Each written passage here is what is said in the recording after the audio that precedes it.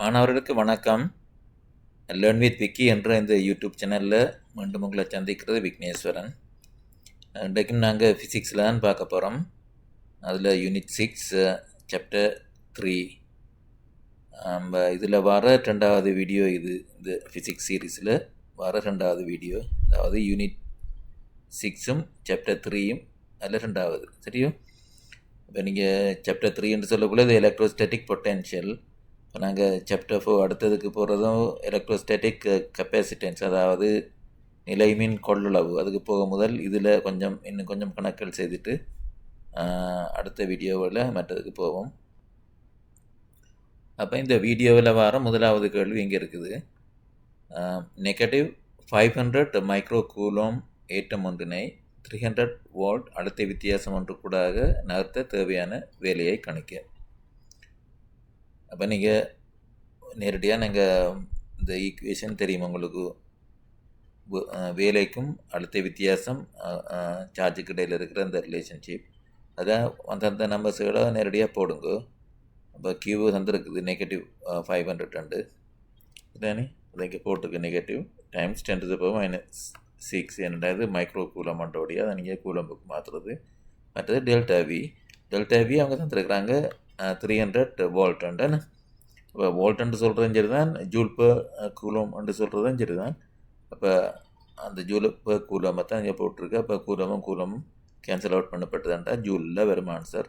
இப்போ உங்களுக்கு வார ஆன்சர் W = 0.15 ஜூல்ன்ட்டு வரப்போகுது என்ன.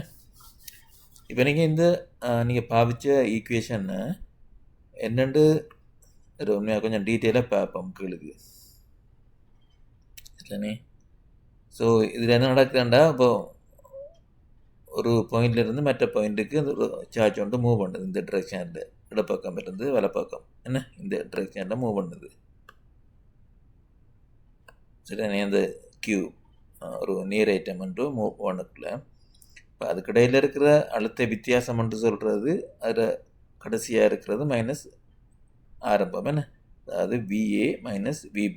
ஏ தான் இந்த last point, final point. Starting B என்றோடைய VA - VB. Voltage என்று சொல்லக்குள்ள உங்களுக்கு தெரியும், அது பொட்டென்ஷியல் எனர்ஜி ஓவர் Q என்ன. அப்போ ஏயில் வர்றது PEAO, அதான் இது சப்ஸ்கிரிப்ட் A என்று போட்டிருக்கு, ஓவர் Q. மற்றது PEB ஓவர் Q.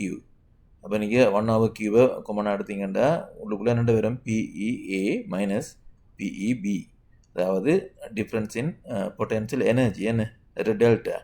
அப்போ அதில் டெல்டா PE ஓவர் Q என்று நாங்கள் எழுதலாம். அது சரியானே. அதே நேரத்தில் இதை என்னென்று வேலைக்கு தொடர்பு படுத்துகிறான்னு சொன்னால், இப்போ வேலை என்று சொல்லக்குள்ள W அது வந்து பாசிட்டிவ் சேஞ்ச் இன் கினட்டிக் எனர்ஜி அல்லது நெகட்டிவ் சேஞ்ச் இன் பொட்டென்ஷியல் எனர்ஜியாக இருக்கும். ரெண்டு விதமாகவும் சொல்லலாம். சரிதானே. W = positive change in kinetic energy, அதாவது kinetic energy that would be equal to negative change in potential energy என்ன. இப்போ என்னத்தை சொல்லுதுண்டா, இப்போ நீங்கள் உதாரணத்துக்கு ஒரு போல் கீழே வரக்குள்ள பாருங்க, அதில் ஸ்டார்டில் இருக்கிற வேகம் குறைய இருக்கும், அப்படியே கீழே பூமியை நோக்கி வர கூடிக்கொண்டு வரும் என்ன. இப்போ வேகம் கூடிக்கொண்டு வரதால அதில் கினட்டிக் எனர்ஜி இன்க்ரீஸ் பண்ணி கொண்டு வருது என்ன. அப்போ டெல்டா பாசிட்டிவ் டெல்டா KEயாக இருக்குது, கினட்டிக் எனர்ஜியாக இருக்குது அதில் வித்தியாசம். அதே நேரம் அதில் பொட்டென்ஷியல் எனர்ஜியை பார்த்தீங்கன்னா, இப்போ உயரத்தில் இருக்கக்குள்ளே கூடுதலாக இருக்க போகுது பொட்டென்ஷியல் எனர்ஜி. கீழே வர அதில் ஆல்டிடியூட் ஹைட் வந்து குறைய போகுது என்ன.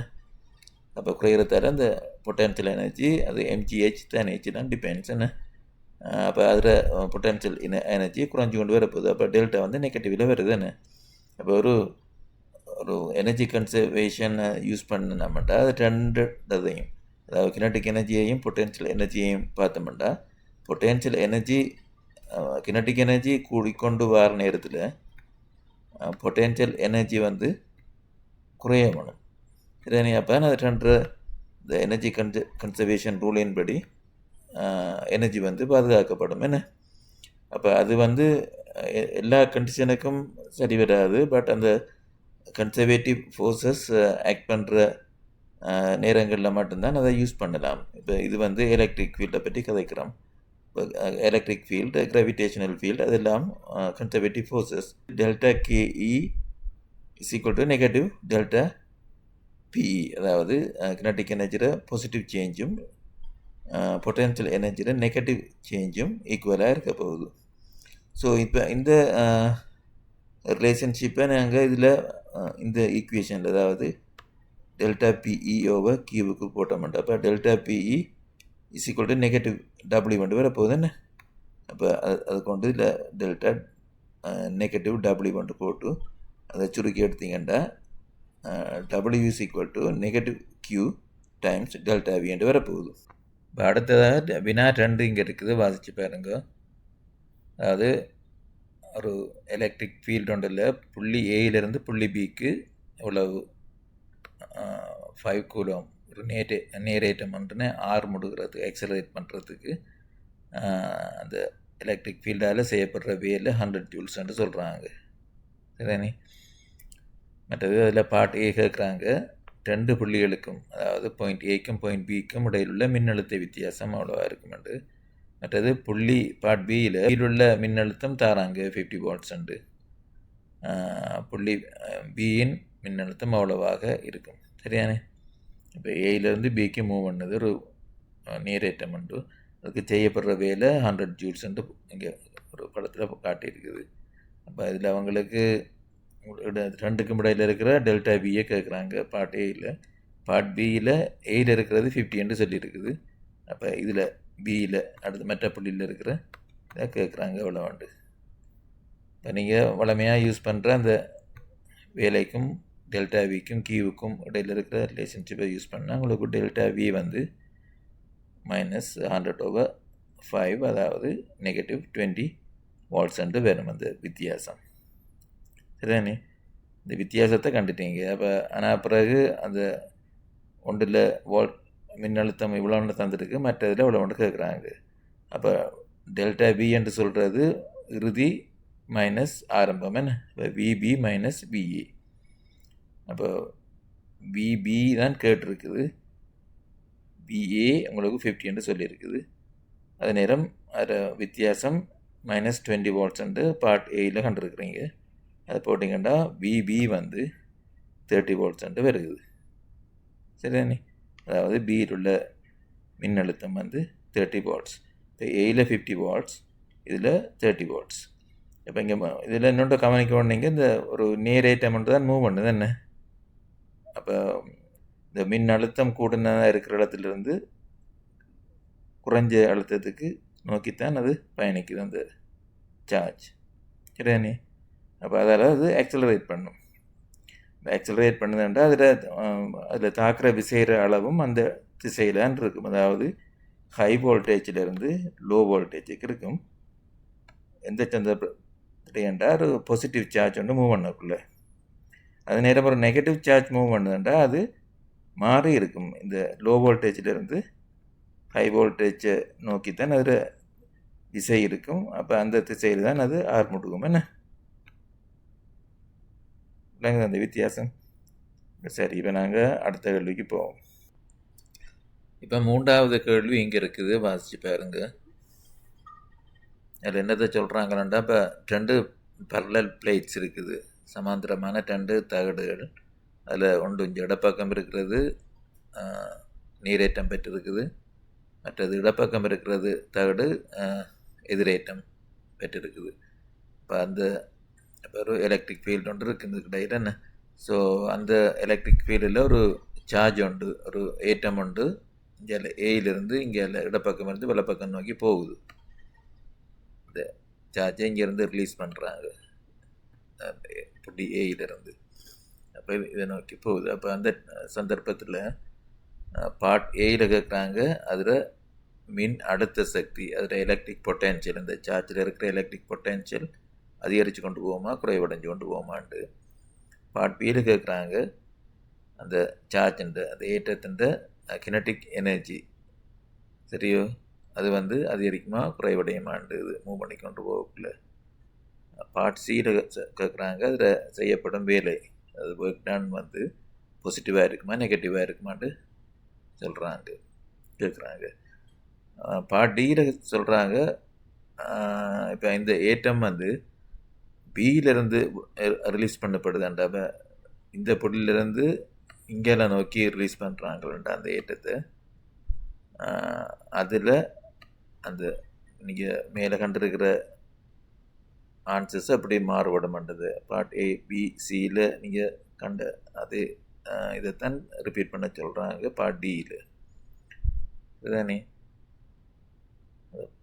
பார்த்துட்டு இப்போ நான் ஆன்சருக்கு போகிறேன் அடுத்த ஸ்லைடுக்கு. இப்போ நாங்கள் 3 பார்ட் செய்யும் ஏ பி அண்ட் சியை ஒரேடியாக ஆன்சர் பண்ணலாம். இப்போ இதில் முக்கியமாக கவனிக்க வேண்டியது என்னென்னா, இப்போ எலக்ட்ரிக் ஃபீல்டு டிரெக்ஷன், இப்போ ஒவ்வொரு இதையும் அது டிரெக்ஷனை நீங்கள் பார்த்தீங்கன்னா கவனமாக அதில் ஆன்சர் பண்ணுறது ஈஸியாக இருக்கும். இப்போ எலக்ட்ரிக் ஃபீல்டுன்ட்டு பார்க்கக்குள்ள பாசிட்டிவ்லேருந்து நெகட்டிவ் இதை நோக்கி போக போகுதுன்னு, அப்போ அதில் திசை இடமிருந்து வலமாக இருக்க போகுது, அதை ஈன்று போட்டிருக்கிறேன். அதே நேரம் அந்த ஏற்றத்தில் தாக்குற விசையும் அந்த எலக்ட்ரிக் ஃபீல்டு திசையில் தான் இருக்க போகுதுன்னு, அதை எஃப் போட்டிருக்கிறேன். அதே நேரம் இந்த திசையில் அது ஆர் முடுதுன்னு சொல்லியிருக்கிறாங்க. அப்போ அந்த ஆக்சலரேஷன் இந்த திசையில் இருக்கக்கூடிய அது வெலசிட்டியும் இந்த திசையில் தான் இருக்க போகுது. இப்போ 2 வெக்டரையும் பார்க்குறீங்க, எல்லாம் வெக்டர் குவான்டிட்டிஸ்ன்னு, ஃபோர்ஸ் வெலசிட்டி எல்லாம் வெக்டர் குவான்டிட்டிஸ். அப்போ 2 திசையும் இந்த இடமிருந்து வலமாக தான் இருக்க போகுது. சரிதானே? மற்றது ஒர்க் டன். ஓகே, அதுக்கு முதல் நாங்கள் இது 2ஐயும் பார்ப்போம், பார்ட் ஏயும் பியையும். ஸோ பார்ட் ஏயில் அந்த மின்புலத்தின் திசை இடமிருந்து வலம் ஏ டு பியாக இருக்க போகுது. தாக்குற விசையும் இந்த ஏயிலேருந்து பியை நோக்கி இருக்க போகுது. அந்த திசையில் தான் 6 முடுகளும் இருக்குதுன்னு நான் சொன்ன மாதிரி இதை ஆக்சலரேட் பண்ணுதுன்னு இந்த திசையில். அப்போ அப்படியாண்டா வேகம் அந்த வெலோசிட்டி வெக்டர் நீங்கள் பார்த்தீங்கன்னா அது அதிகரித்து கொண்டு போகும். என்ன வேகம் இங்கேருந்து 6 முடுகன்றபடியா அதிகரித்து கொண்டு போக போகுது, இங்கே இடமிருந்து பலமாக போகல. இப்போ வேகம் அதிகரித்து கொண்டு போகுதுன்றா அதில் மீனிங் என்னண்டா அதில் கினட்டிக் எனர்ஜி வந்து கூடிக்கொண்டு போகுது. என்ன இதுதானே, கினட்டிக் எனர்ஜி கூடிக்கொண்டு போகுது. அப்போ தான் அதில் அந்த வேகம் அதிகரித்தா அப்படி தான் நடக்கும். என்ன அதே நேரம் அதில் பொட்டென்ஷியல் எனர்ஜி எப்படி இருக்குமெண்டா, இப்போ நாங்கள் முதலாவது கணக்கில் செய்த மாதிரி அதில் டோட்டல் எனர்ஜி, அந்த எனர்ஜி கன்சர்வேஷன் லோவர் யூஸ் பண்ணிங்களா, கினட்டிக் எனர்ஜி ப்ளஸ் பொட்டென்ஷியல் எனர்ஜி தான் அதில் அந்த டோட்டல் எனர்ஜி மெக்கானிக்கல் எனர்ஜியாக இருக்கும். அது வந்து எந்த சந்தர்ப்பத்துலேண்டா அந்த வேறு எதுவும் நான் கன்சர்வேட்டிவ் ஃபோர்ஸஸ் ஆக்ட் பண்ணாமல் இருக்கிற நேரத்தில் அது இப்படி அந்த ரிலேஷன்ஷிப்பை நாங்கள் எடுக்கலாம். இப்போ நாங்கள் எலக்ட்ரிக் ஃபீல்டுன்னு சொல்லக்குள்ள அது கன்சர்வேட்டிவ் ஃபோர்ஸ். எலக்ட்ரிக் ஃபீல்டு மற்றது கிராவிடேஷனல் ஃபீல்டு எல்லாம் ஃபோர்ஸ் எல்லாம் கன்சர்வேட்டிவ் ஃபோர்ஸஸ். ஏன்னா இப்போ நாங்கள் இந்த எனர்ஜி கன்சர்வேஷன் லோவை யூஸ் பண்ணலாம். அப்போ யூஸ் பண்ணோம்னா கினட்டிக் எனர்ஜி கூடுதல்னு சொல்லிட்டோம். ஏன்னா அந்த இதில் ஆக்சலரேட் பண்ணுறபடியாக வெலசிட்டி அதிகரித்து கொண்டு போகும். எனவே கினட்டிக் எனர்ஜியும் அதிகரித்து கொண்டு போகும். அப்போ இதில் ஒன்று அதிகரிக்குதாண்டா மற்றது குறைவடைஞ்சு கொண்டு போகணும். என்ன அப்போ அது 2 டோட்டலும் கான்ஸ்டண்ட்டாக இருக்க போகுது இந்த மெக்கானிக்கல் எனர்ஜி. அப்போ கினட்டிக் எனர்ஜி அதிகரித்து கொண்டு போகுதுன்றா அதில் மீனிங் அதில் டெல்டா, அதாவது இந்த change in kinetic energy delta கேஇ வந்து பாசிட்டிவாக இருக்க போகுது, சேஞ்ச் இன் பொட்டென்ஷியல் எனர்ஜி வந்து நெகட்டிவாக இருக்க போகுது. சரிதானே? அதுக்கு ஒரு ஆன்சர் இங்கே பண்ணிட்டீங்க. இயக்க சக்தி அதிகரித்து அடுத்த சக்தி குறைவடையும். இனி அடுத்த வேலையை கேட்குறாங்க. வேலைக்கு நீங்கள் வேலையோட சைனை தான் கேட்குறாங்க. அது வேலையை நீங்கள் பார்க்குறதுக்கு 2 விதமாக செய்யலாம். அப்போ இதிலே கண்டினியூ பண்ணிங்கண்டா அப்போ முதலாவது கணக்கில் உங்களுக்கு அந்த வேலையிற ஈக்குவேஷன் அதை காட்டிருந்தேன் நான். அதாவது W = positive delta KE that is equal to negative delta PE என்ன. சரிதானே? இப்போ 2ம் ஒரே மாதிரி தான் இருக்கும், 2ம் ஒர்க் டன்னுக்குரிய இதுதான். இப்போ டெல்டா கேஇயை பார்த்தீங்கன்னா அது பாசிட்டிவ்னு சொல்லியிருக்கு. அப்போ அது வேலை பாசிட்டிவாக இருக்க போகுது. இப்போ டெல்டா பிஇயையும் பார்த்தீங்கன்னா அது நெகட்டிவ் டெல்டா பிஇ தானே. அப்போ நெகட்டிவ் டைம்ஸ் இது வாரது நெகட்டிவ்னு இருக்கிறோடைய நெகட்டிவ் டைம்ஸ் நெகட்டிவ் பாசிட்டிவ் கொண்டு வரப்போகுது ஒர்க் டன். அப்போ எப்படி பார்த்தாலும் ஒர்க் டன் வந்து நேர்குறியோடு தான் இருக்க போகுது. சரியா? அப்போ அதை எடுத்துட்டேன். அதை இன்னொரு விதமாகவும் நீங்கள் பார்க்கலாம். ஒர்க் டன்னு சொல்லக்குள்ள உங்களுக்கு தெரியும் ஃபோர்ஸ் டைம் டிஸ்பிளேஸ்மெண்ட் என்ன. சரியானே? அப்படி ஈக்குவேஷன் இருக்குது இல்லை, ஃபோர்ஸ் டைம் டிஸ்பிளேஸ்மெண்ட். அப்போ அதில் இப்போ ரெண்டும் வெக்டர் கணியங்கள், அதாவது காபி கணியங்கள். இப்போ ஃபோர்ஸ் வெக்டரும் டீர வெக்டரும் ஒரே திசையில் இருந்துண்டா அந்த இது வந்து பாசிட்டிவாக இருக்க போது ஒர்க் டன். சரியா? இப்போ ரெண்டும் வித்தியாசமாக ஒன்றரை திசைக்கு எதிராக மற்றது இது இருந்துண்டா அது வந்து ஒர்க் டன் நெகட்டிவாக வரும். ஆனால் இதில் பார்த்தீங்கன்னா ஃபோர்ஸில் இந்த இடமிருந்து வரமான திசை, அதில் மூவ் பண்ணுறதும் இடமிருந்து வரமாக தான் போதாவது டிஸ்பிளேஸ்மெண்ட்டும் இந்த திசையில் நடக்குது. அப்போ இன்றைக்கி எஃப்எம் டியும் ஒரே திசையாக இருக்கிறபடியாக ஒர்க் டன்னும் பாசிட்டிவ்ன்ட்டு சொல்லலாம். சரி, இப்போ நாங்கள் பார்ட் டிக்கு போவோம். இப்போ பார்ட் டியை பார்த்தீங்கன்னா இந்த சார்ஜ் வந்து டியிலிருந்து ரிலீஸ் பண்ணப்படுது இல்லையா, பியிலிருந்து ரிலீஸ் பண்ணி இங்கே ஏஐ நோக்கி போகுது. சரிதானே? இப்போ அந்த சந்தர்ப்பத்துகளில் இருக்கிற அந்த திசையில் பார்ப்போம். முதலாவது ஃபீல்டு, எலக்ட்ரிக் ஃபீல்டு எப்போதும் பாசிட்டிவ் டு நெகட்டிவ். அப்போ இந்த முந்தின மாதிரி இடமிருந்து வெள்ளமாக தான் வரப்போகுது. அதே நேரம் இந்த ஃபோர்ஸும் இந்த சார்ஜில் தாக்குற ஃபோர்ஸும் இடமிருந்து வெள்ளமாக இருக்க போகுது எப்பண்டு போட்டிருக்குது. ஆனால் வெலசிட்டி வந்து ஃபோர்ஸோட டிரெக்ஷனுக்கு எதிராக இருக்குது. இந்த திசையெல்லாம் அது மூவ் பண்ணுது. ஃபோர்ஸும் டிஸ்பிளேஸ்மெண்ட்டும் எதிர் திசையில் இருக்குது. ஸோ ஃபோர்ஸோட திசைக்கு எதிர்பக்கத்தில் வெலசிட்டி இருக்கிறபடியாக அது வந்து வேகம் குறைவடைஞ்சு கொண்டு போகும், அதாவது டீசலரேட் பண்ணப்படும், அதாவது அமர்முடுதல் நடக்கும் அந்த சார்ஜுக்கு. சரிதானே? ஸோ அதுதான் இதில் வித்தியாசம். அப்போ நீங்கள் முன்னில் செய்த மாதிரி தான் இப்போ வேகம் குறைவடைஞ்சு கொண்டு போகுதாண்டா கினட்டிக் எனர்ஜியை சொல்லலாம், நீங்கள் குறைவடைஞ்சு கொண்டு போகுது இந்த சந்தர்ப்பத்தில். சரிதானே? இது குறைவடைஞ்சு கொண்டு போகுது. அதே நேரம் டெல்டா கேஇ வந்து நெகட்டிவாக வரப்போகுது. என்ன? அப்போ கினட்டிக் எனர்ஜி குறைவடைஞ்சு கொண்டு போகிறபடியாக அதில் பொட்டென்ஷியல் எனர்ஜி கூட போகணும். என்ன?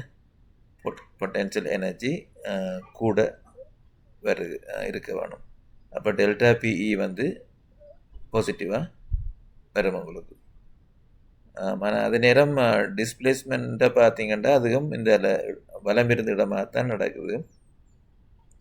அப்போ ஒர்க் டன் நீங்கள் பார்க்கக்குள்ள எஃப் டைம்ஸ் டி. அப்போ எஃப் டிரெக்ஷனும் டி டிரெக்ஷனும் ஒன்றுக்கு எதிராக இருக்கிறபடியா என்ன சொல்லலாம், இது வந்து வேலை வந்து எதிர்குறியோட நெகட்டிவ் சைனோட இருக்க போதான் இந்த அடுத்த கடைசி இதில் போட்டிருக்குது. சரிதானே?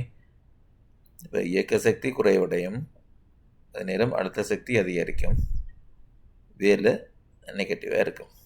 சரிதானே? இவ்வளோ தானே அதுக்குரிய ஆன்சர். இப்போ நாங்கள் மற்ற கேள்விக்கு போவோம்.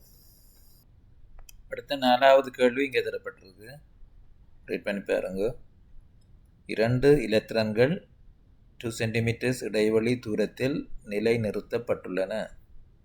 மற்றொரு இலத்திரன் முடிவிலியில் இருந்து சுடப்பட்டு முன்னைய 2 இலத்திரன்களுக்கும் நடுவில் ஓய்விற்கு வருகின்றது. சுடப்படும் இலத்திரனின் ஆரம்ப வேகம் V0 எவ்வளவாக இருக்கும்? சரியோ? அதில் இலத்திரண்டா மேத்ஸ் தந்துருக்குது இங்கே. அப்போ V0 கேட்குறாங்க. சரிதானே? இப்போ V0 சொல்கிறது இப்போ இந்த 2 கணத்தையும் இந்த படத்தில் போட்டிருக்குது. ஆரம்ப கணம் 2 எலக்ட்ரான்ஸ் 2 சென்டிமீட்டர் இடைவெளியில் இருக்குது. இப்போ 3வது எலக்ட்ரான் நல்ல தூரத்திலிருந்து ஃபயர் பண்ணுறாங்க, அது முடிவிலி இல்லைன்னு சொல்கிறாங்க. ஏன்டா இதில் 2 இன்ஃப்ளூயன்ஸும் இதில் இருக்காதுன்றதுக்காக வேண்டிய நல்ல தூரத்தில், அதாவது முடிவிலியிலிருந்து இது ஃபயர் பண்ணப்படுது. அப்போ அதில் V0 எவ்வளோன்ட்டு கேட்குறாங்க. அப்போ அது ஆரம்பத்தில். இறுதியில் நடக்குது, அந்த சுடப்பட்ட இலத்திரன் வந்து சரியாக 2க்கும் நடுவில் மிட் பாயிண்டில் வந்து லேண்ட் பண்ணுதுன்னு. இப்போ லேண்ட் பண்ணுறதுன்றா வெலாசிட்டி 0 தானே. அப்போ இதுலேருந்து 1 சென்டிமீட்டர், அப்புறம் இதிலேருந்து இங்கே 1 சென்டிமீட்டர்னு. இதுதான் கேள்வி. இப்போ அதில் ஆன்சர் அடுத்த ஸ்லைடில் இருக்குது பாருங்க. இதில் உங்களுக்கு தெரியும், இது 2 கணத்துக்கு நாங்கள் எனர்ஜி கன்சர்வேஷன், அதாவது சக்தி காப்பு தத்துவத்தை தான் யூஸ் பண்ணி இதை சால்வ் பண்ண வேண்டி வரும். என்ன? அப்போ சரிதானே? இப்போ ஆரம்பத்தில் 2 இதையும் எடுக்கிறாங்க. ஆரம்பத்தில் என்ன மாதிரி இருக்கும், இறுதியில் என்ன மாதிரி இருக்குமெண்டு. ஏன்னா ஆரம்பத்தில் மொத்த சக்தியானது ஒன்றுக்கொன்று 2 சென்டிமீட்டர் தூரத்தில் அமைந்துள்ள இலத்திரன் சோடியின் தள்ளுகையினால் வரும் அழுத்த சக்தியாகவும், அதாவது தள்ளுகை என்று சொல்கிறாங்க. இந்த ரெண்டு நெகட்டிவ்லி சார்ஜ் தான் எலக்ட்ரான் என்று சொல்லக்குள்ள அதுக்கு ஒரு ரிப்பல்சிவ் ஃபோர்ஸ் இருக்குமென்னு அதில் அழுத்த சக்தி, அதாவது பொட்டென்ஷியல் எனர்ஜி ஆகும். ப்ளஸ் முடிவிலியில் இருந்து சுடப்படும் இலத்திரனின் இயக்க சக்தி ஆகும். அந்த தேர்ட் எலக்ட்ரான் மூவ் பண்ணுதுன்னு, அப்போ அதுக்கு ஒரு கினட்டிக் எனர்ஜி இருக்குமென்னு, இப்போ அதில் இயக்க சக்தி ப்ளஸ் இதில் பொட்டென்ஷியல் எனர்ஜி. அப்புறம் அடுத்த கணம் இறுதியில் பார்த்தீங்கன்னா, இறுதியின் மொத்த சக்தியானது மூன்றாவது இலத்திரனுக்கும் ஏற்கனவே உள்ள 2 இலத்திரன்களுக்கும் இடையே உண்டாகும் அதிகரித்த தள்ளுகையினாலான அழுத்த சக்தியாக மாத்திரமே இருக்கும். மூன்றாவது இலத்திரன் ஓவிற்கு வருவதனால் அதன் இயக்க சக்தி 0 ஆகும். அதனை சொல்கிறாங்கண்டா, இப்போ அந்த இறுதி கணத்தில் அழுத்த சக்தி இன்க்ரீஸ்ட் பொட்டென்ஷியல் எனர்ஜி இருக்கும்னு சொல்கிறாங்க. என்ன ரீசன்ண்டா, இப்போ முந்தி 2 தான் இருந்தது, 2 எலக்ட்ரான், அதுக்கு இடையில் தான் அந்த தள்ளுகை இருந்தது. என்ன இப்போ மூன்றாவது எலக்ட்ரானும் வந்துட்டுது, அப்போ அடிஷனலாக அதுக்கு ஒரு தள்ளுகை, இதுக்கு ஒரு தள்ளுகை வரப்போகுது. என்ன அப்போ அதுதான் அங்கே சொல்கிறாங்க இந்த இதில். அது நேரம் அந்த ஓவிக்கு வர்றதோடைய அந்த மூன்றாவது இலத்திரன் இயக்க சக்தி 0. என்ன அதை கினட்டிக் எனர்ஜி 0 போகுது. சரிதானே? இப்போ இதில் ரெண்டும் இருக்க போகுது, பொட்டென்ஷியல் எனர்ஜியும் இருக்க போகுது, கினட்டிக் எனர்ஜியும் இருக்க போகுது. இப்போ இங்கே இறுதி கணத்தில் பொட்டென்ஷியல் எனர்ஜி மாத்திரம்தான் இருக்கும், கினட்டிக் எனர்ஜி 0 போகும். ரெண்டாவது வெலாசிட்டி 0 உண்டோடைய. என்ன இப்போ அந்த கன்செப்டை யூஸ் பண்ணிங்கண்டா, இப்போ டோட்டல், அதாவது சக்தி காப்பு தத்துவத்தின்படி அந்த டோட்டல் எனர்ஜி, அந்த மெக்கானிக்கல் எனர்ஜி 2 கூட்டுத்தொகையாகவும் இருக்க போகுது. என்ன ஆரம்பத்தில் இது ஒரு value, kinetic energy plus potential energy. சரிதானே? இப்போ நான் இப்போ கடைசியாக நடக்குது, இதில் ஒன்று குறைஞ்சி ஒன்று கூடி கடைசியாக திரும்ப ஒரு மெக்கானிக்கல் எனர்ஜி வரப்போகுது. பட் அது ரெண்டும் சமனாகத்தான் இருக்க போகுது இந்த எனர்ஜி காப்பத்தின்படி. என்ன அப்போ அந்த அதிகரித்த அமௌண்ட்டு 0 வரணும். என்ன அதாவது டெல்டா கேஇயும் டெல்டா பிஇயும், இது சும்மா கேஇயும் பிஇயும்.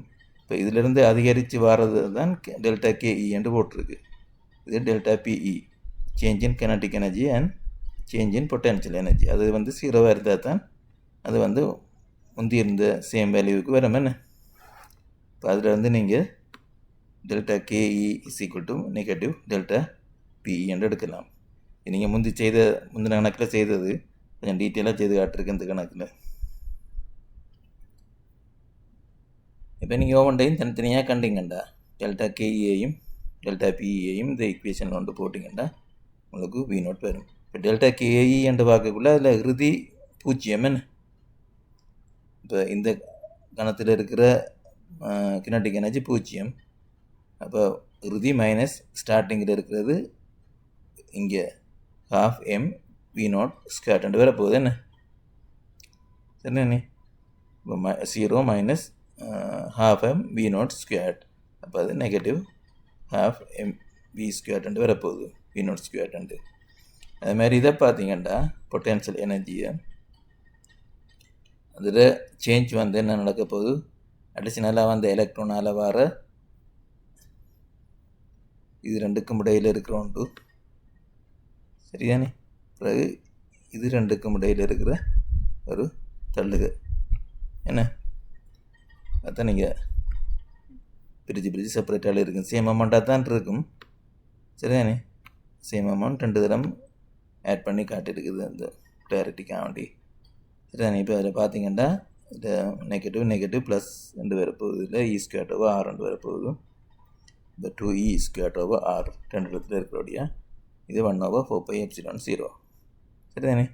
இப்போ இதில் கொண்டு நீங்கள் இந்த ஈக்குவேஷனில் சப்ஸ்டிடியூட் பண்ணுங்க. சரிதானே?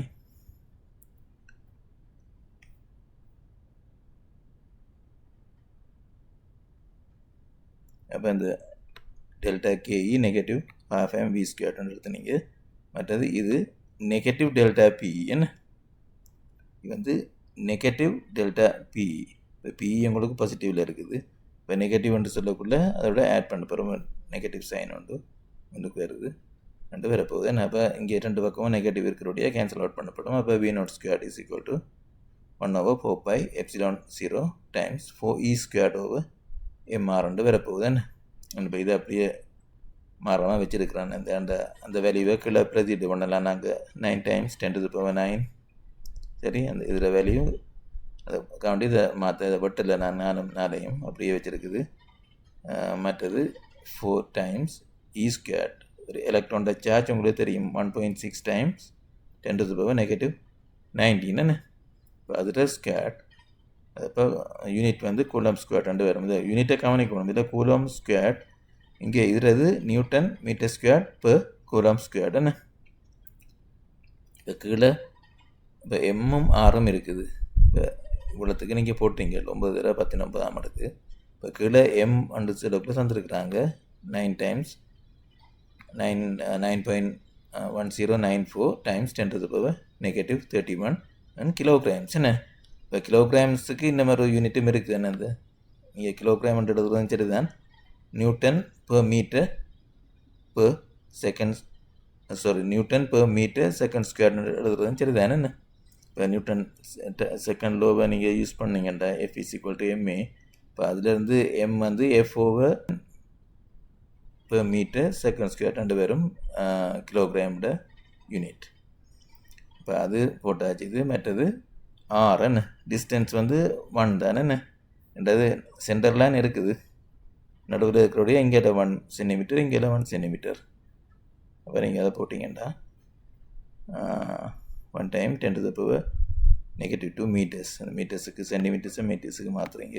இப்போ இதை பார்த்தீங்கன்னா கிளியராக தெரியுது. இப்போ இந்த இப்போ கூலம் ஸ்கேட் இங்கே இருக்குது, இங்கே ஒரு கூலம் ஸ்கேட் இருக்குது சரிதானே.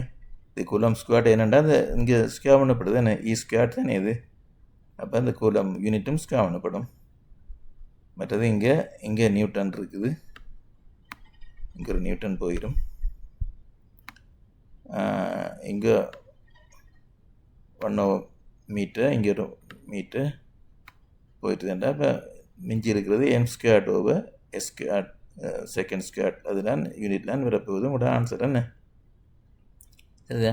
இப்போ இந்த நம்பரெல்லாம் நீங்கள் சிம்பிளிஃபை பண்ணி எடுத்தீங்கண்டா கால்குலேட்டரில் உங்களுக்கு v0 ஸ்கொயர்ட் வந்து என்னோட வரப்போகுது 1.01 times 10 to the power 5 meter square per second square ரெண்டு வரப்போகுது. அதில் ஸ்கொயர் ரூட் எடுத்தீங்கன்னா அதுதான் ஆன்சர். உங்களுக்கு v0 3.18 times 10 to the power 2 meter per second வேகம் என்ன. அடுத்த 5வது கணக்கு இங்கே இருக்குது. ரைட் பண்ணி பாருங்க. இதில் 2 கோளங்கள் இருக்குது தானே. டி டிஸ்டன்ஸுக்குள்ள செப்பரேட் பண்ணி இருக்குது அந்த கோளங்களை. அதுகள் ஒவ்வொன்றுக்கும் இப்போ இடப்பக்கம் இருக்கிறதுக்கு பாசிட்டிவ் 2q ஏற்றம் செய்யப்பட்டிருக்குது. வலப்பக்கம் இருக்கிறதுக்கு நெகட்டிவ் q ஏற்றம் செய்யப்பட்டிருக்குது. தெரியும் அதிகமான தூரத்தில். அதாவது இந்த இப்போ இதோட ரேடியஸோட கம்பேர் பண்ணக்குள்ள டி வந்து வெரி லார்ஜ்ன்னு சொல்கிறாங்க. அது என்னத்துக்குண்டா அதை நீங்கள் பாயிண்ட் சார்ஜாக கன்சிடர் பண்ணலாம் ரெண்டையும். தெரியும் இப்போ டின்றது மிகப்பெரிய தூரம் மண்டபடியாக கம்பேர் டு த ரேடியஸ் அப்படி எடுக்கலாம். மற்றது இடது கோளத்தில் கவர்ச்சி விசையின் அளவு F1 ஆகும். ஸோ இப்படி இருக்கக்குள்ள இந்த இடப்பக்கம் இருக்கிற ஸ்பியரில் இருக்கிற அந்த அட்ராக்டிவ் ஃபோர்ஸ் ஆஃப் அட்ராக்ஷன் இது F1 சொல்கிறாங்க. பிறகு என்ன செய்கிறாங்க, இந்த 2 கோளங்களும் ஒன்றையொன்று தொடும்படி செய்யப்பட்டு பின்னர் டி தூரத்தால் மீண்டும் பிரிக்கப்பட்ட பிறகு இடது கோளத்தில் உள்ள விசையின் அளவு F2 ஆகும். அப்போ என்ன செய்கிறாங்கன்னா 2 கோளங்களையும் கொண்டு வந்து டச் பண்ண விட்டுட்டு பிறகு திரும்ப அதே டிஸ்டன்ஸுக்கு செப்பரேட் பண்ணி வைக்கிறாங்க. தெரியும் அந்த டைமில் இருக்கிற விசை இந்த இடப்பக்கம் இருக்கிற கோளத்தில் உள்ள விசை வந்து F2 என்று சொல்கிறாங்க. சரிதானே. இது பிரித்த பிறகு பிரிக்க முதல் F1 சரிதானே. ஸோ அப்படின்னா அந்த கடையில் இருக்கிற ரிலேஷன்ஷிப்பை இப்படி காட்ட சொல்கிறாங்க. F1 is equal to 8F2 சரிதானே. ஸோ இது உண்மையாக இருக்கிறது இந்த இந்த சாப்டரை நீங்கள் 2வது சாப்டர் அத்தியாயம் முதலாவது சாப்டருக்கு ஒருக்கா போகணும். அதில் பேசிக் போட்டிருக்குது. இந்த சேம் யூனிட்டில் அத்தியாயம் 1. சரியா, நாங்கள் இப்போ இதுவரையும் பார்த்தது அத்தியாயம் 3 தான் பார்த்தோம். இது நீங்கள் அத்தியாயம் 1 போய் இந்த பேஜில் போய் பாருங்கள். பக்கம் 14, 15 அந்த இதில் போட்டிருக்கு. அந்த நிலைமின் விசை என்ற அது, அதாவது எலக்ட்ரோஸ்டாட்டிக் ஃபோர்ஸ். சரியா, அதில் அந்த கூலோம் விதிகளை பற்றி கதைக்கிறாங்க. அடுத்த ஸ்லைடுக்கு போகிறேன். ஸோ கூலோம் விதியின்படி புள்ளி வடிவ மின்னேற்றங்கள் இரண்டுக்கு இடையிலான தமிழான விசை, தமிழ்ன்ற அந்த மியூச்சுவல் ஃபோர்ஸ் இப்படி வரையறுக்கலாம். என்ன, அதாவது ஃபோர்ஸ் அதில் அந்த ஏற்றங்களோட பெருக்கங்களுக்கு நேர் வீத சமமாகவும் அந்த டிஸ்டன்ஸுக்கு எதிர் விகித சமமாகவும் இருக்கும். என்ன, சரிதானே? ஸோ அந்த எஃப் ப்ரொபோர்ஷனல் டு அந்த அதை ரெண்டையும் கம்பைன் பண்ணிங்கன்னா Q1 Q2 ஓவர் R எழுதலாம். ஏன்னா Q1 the product of Q1 and Q2 proportional. என்ன, பட் R இன்வெர்ஸ்லி ப்ரொபோர்ஷனல், அதாவது ஒன்றிங்கள் ஆருக்கு தான் அது ப்ரொபோர்ஷனலாக இருக்கும். இப்போ ரெண்டையும் கம்பைன் பண்ணால் அப்படி தான் வரும் அந்த அந்த ஃபோர்ஸுக்குரிய எக்ஸ்ப்ரெஷன். சரியா, அதை போய் ஒரு ரீட் பண்ணி பாருங்க பேஜில். இப்போ இந்த ஃபார்முலாவை தான் நாங்கள் யூஸ் பண்ணணும் எல்லா கேஸுகளுக்கும். அதாவது அது ரெண்டையும் ஒன்றோடு கண்டாக்டில் கொண்டு வரதுக்கு முதல் அதில் இருக்கிற ஃபோர்ஸ் இந்த ஏற்றங்கிற பெருக்கம். என்ன, Q1 Q2. இப்போ ஒன்றில் இருக்கிறது 2Q1 சொல்லியிருக்காங்க, மற்றது Q என்ன ஓவர் R டிஸ்டன்ஸில். இது உண்மையாக D என்று வரும். ஏன்னா ஆருக்கு பதில் D தான் தந்துருக்காங்க. ஓகே, பரவாயில்ல, இப்போ R போடுங்க. F1 proportional to 2Q² over R வரும். என்ன, சரிதானே? இப்போ இந்த முதலாவது ஃபோர்ஸ் F1 பிறகு 2 கோணங்களையும் தொட வைக்கிறாங்க, அதாவது கண்டாக்டில் கொண்டு வராங்க 2 ஸ்பியர்ஸையும். இப்போ அந்த டைமில் என்ன நடக்க போகுது, அதுல ஏற்கனவே 2 கியூவும் ஒரு கியூவும் இருந்தது. அப்போ அதுல தெரிய ஏற்றம் அது ப்ளஸ் இது பாசிட்டிவ் நெகட்டிவ். அப்போ பாசிட்டிவ் கியூ வரப்போகுது. ரெண்டையும் சேர்ந்து கம்பைண்டாக இருக்குள்ள 2 ஸ்பியர்ஸும். இதானே, அப்புறம் அப்படி இருக்கிற நேரத்தில் நீங்கள் ரெண்டையும் பிரித்து விட்டீங்கண்டா சரியோ, பின்னர் கோளங்கள் பிரியும் போது அப்போ அதை ஈக்குவலி டிவைடட் பை 2. என்ன, அந்த கியூன்ற சார்ஜ் ஈக்குவலாக டிவைட் பண்ணியிருக்கும் ஒவ்வொரு கோளத்துலையும். இப்போ ஒன்லையும் இருக்கிற டிஸ்சார்ஜ் இந்த சார்ஜ் Q/2 இருக்க போகுது. சரிண்ணே, அப்போ அதை கொண்டு நீங்கள் சேம் ஈக்குவேஷனில் போட்டிங்கன்னா அதில் ஃபோர்ஸ், அதாவது அதை ஒன்றோடு அதை இதை வச்சு தொடுகையில் வச்சுட்டு பிறகு அதை பிரித்த பிறகு Q/2 தான் இருக்கும் அதில் சார்ஜ் ரெண்டுலேயும்.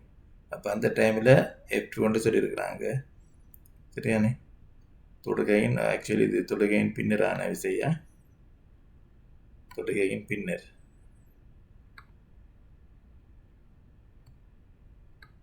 தொடுகையின் பின்னரான விசை தான் இந்த இது.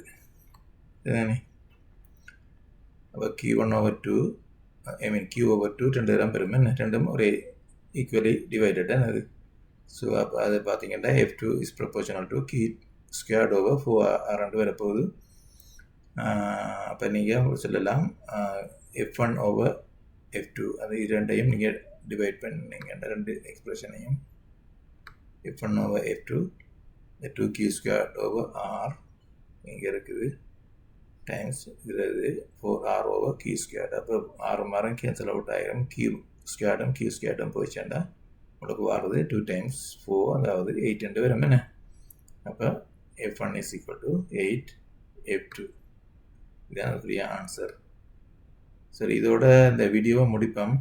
நீ அடுத்த வீடியோக்களில் வேறு டாப்பிக்கை செய்யலாம். ஓகே, பாய்.